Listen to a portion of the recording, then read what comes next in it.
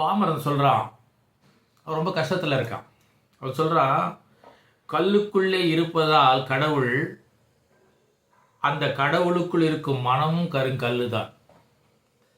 கல்லுக்குள்ளே கடவுள் இருக்கிறதா சொல்கிறாங்க, அதனால தான் அவன் மனசும் கருங்கல்லாக இருக்குது அப்படின்னு அவன் புலம்புறான்.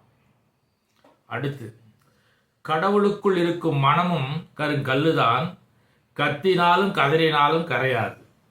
நான் கத்தினாலும் கதறினாலும் கரையாது. அந்த கல்லான கடவுளுக்கு கண்ணு ரெண்டும் கிடையாது. அவன் அப்பாவி, அவன் சொல்கிறான், அந்த கல்லான கடவுளுக்கு கண்ணு ரெண்டும் கிடையாது. நம்ம கஷ்டம் அவனுக்கு எப்பவுமே தெரியாது. நம்ம கஷ்டம் அவனுக்கு எப்பவுமே தெரியாது.